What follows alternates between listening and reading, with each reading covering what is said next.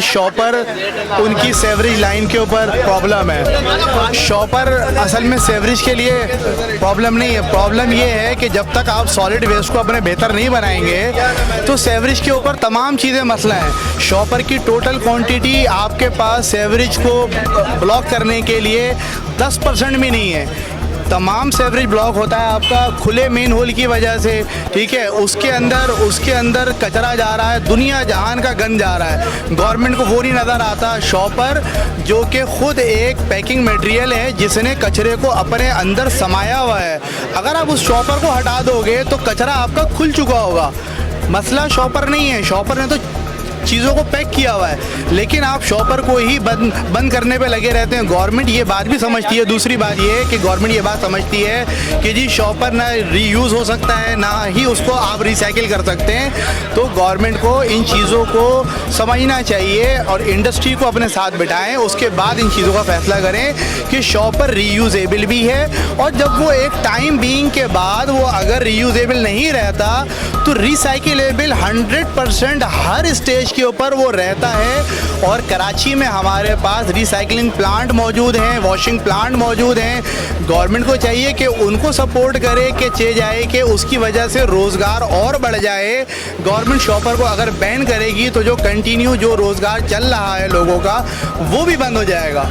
तो मसले का हल ये नहीं है कि उसको बंद कर दिया जाए, मसले का हल ये है कि उसको प्रमोट किया जाए और लोगों को अवेयर किया जाए कि ये चीज़ आपके सहूलत के लिए है। अगर सिर्फ प्रॉब्लम का हल ये है कि जी बंद कर दिया जाए तो मेरे ख्याल में फिर बाइकों को भी बंद कर देते हैं, क्योंकि बाइकों की वजह से बहुत ज़्यादा हमारे पास ट्रैफिक का निज़ाम ख़राब हुआ है, ठीक है। उसके बाद कारें बंद कर देते हैं, हर चीज़ बंद कर देते हैं ना। फिर बंद करना हल नहीं है। जिस तरह गवर्नमेंट ने एक चीज़ डबल सवारी के ऊपर हमारे पास आए दिन बैन होता था, उस चीज़ को गवर्नमेंट ने अब ख़त्म कर दिया कि जी अब कुछ भी होगा डबल सवारी बंद नहीं होगी, क्योंकि मसले का हल वो नहीं है, ठीक है। इसी तरह शॉपर को बंद करना मसले का हल नहीं है। शॉपर आपका पैकिंग मटेरियल है, अगर आप पैकिंग मटेरियल को बंद कर देंगे, कैरी बैग को आप बंद कर देंगे, तो आप मुझे बताएं कोई भी चीज़ जो पैक होके आ रही है, किसी भी चीज़ को, मुझे अरबाब इख्तियार सिर्फ इस बात का अगर जवाब दे दें कि कोई भी आइटम वो ये बताएं कि अनपैक्ड है उनके पास, वो अपने घरों में जाएं और इस चीज़ को अपने घर से चेक करना शुरू करें कि आया कि प्लास्टिक और शॉपर उनकी ज़िंदगी में कितना मौजूद है और कौन सा आइटम वो ऐसा यूज़ कर रहे हैं जो कि पैक नहीं है, ठीक है। चश्म पोशी करने से बिल्ली की तरह वो बिल्कुल कबूतर की तरह आपने बंद कर ली आंखें और आपका काम हो जाएगा, ऐसा कुछ नहीं होने वाला। आपको प्लास्टिक इंडस्ट्री को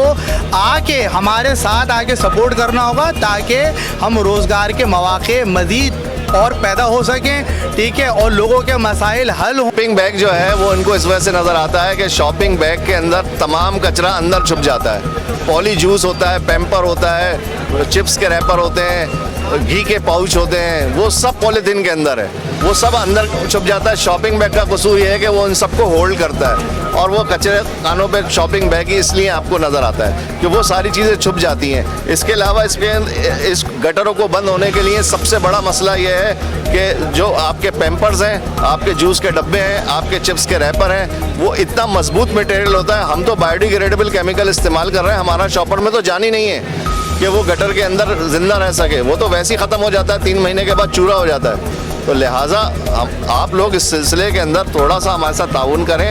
हम यहाँ पे बैठे हुए हैं, गवर्नमेंट ऑफिशियल से हम अपील करते हैं वो आए हमसे बात करें, हम चलने के लिए तैयार हैं, जहाँ हमें बुलाएं हम आ जाते हैं। बैठ के एक हमारे साथ एक मीटिंग करके हमें बताएं तो क्या चीज़ चलेगी क्या चीज़ नहीं चलेगी।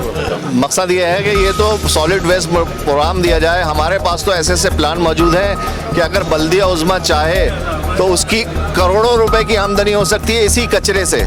हमने पहले भी ये सजेशन पेश करी है, अगर वो रिसाइकिल, ये कचरा हमारा जो प्लास्टिक का कचरा जितना भी है, चाहे वो बोतल हो, चाहे वो रैपर्स हो, चाहे वो इंडस्ट्रियल वेस्ट हो, वो सारी रिसाइकिलेबल होती है।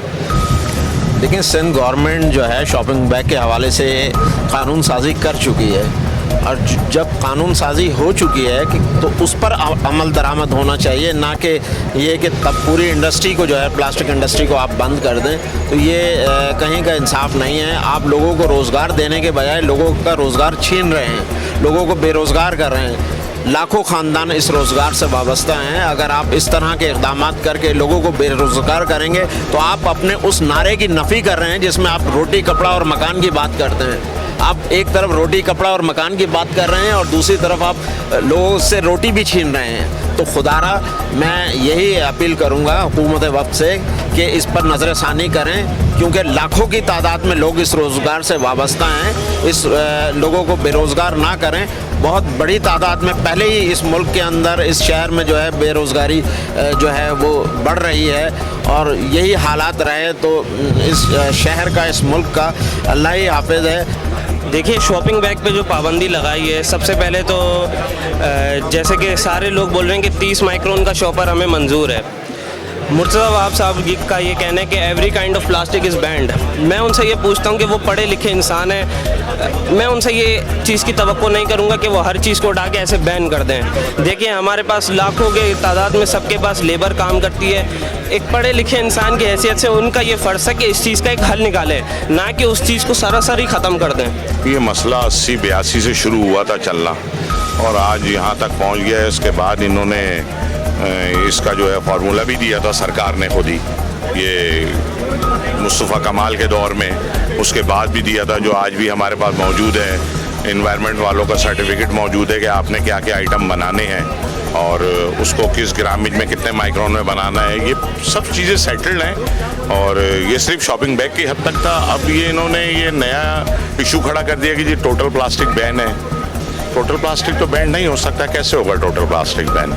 इसमें खाली चलो शॉपर समझ में आता है जिसका इस्तेमाल ज़्यादा है, वो भी बारीक वाला जो था वो बंद कर दिया था, और अब ये मोटा उन्होंने कहा था तो उसके मुताबिक बना रहे हैं लोग। अब अगर कहीं बारीक बनता है तो आपका काम है, आपके पास इदारे हैं, एनवायरनमेंट वाले हैं और पुलिस है आपका, और भी बहुत सारे फोर्सेस हैं। आप अमल दरामद कराएं उसके ऊपर और उनको मकसद पकड़ें जो आपका काम है।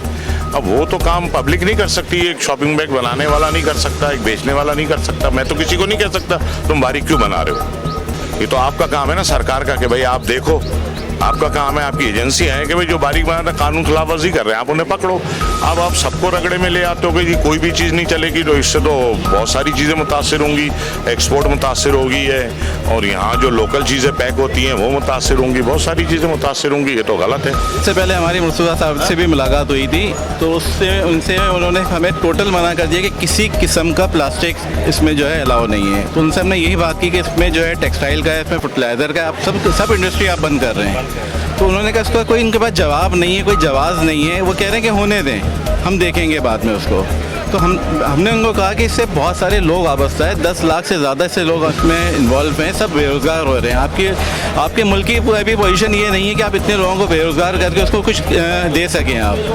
तो वो उनके पास का कोई जवाब नहीं है, वो सिर्फ एक ही बात करते हैं कि बस इसको बंद करना है। हम लोग का जो काम है 15 तारीख से बंद हुआ हुआ है।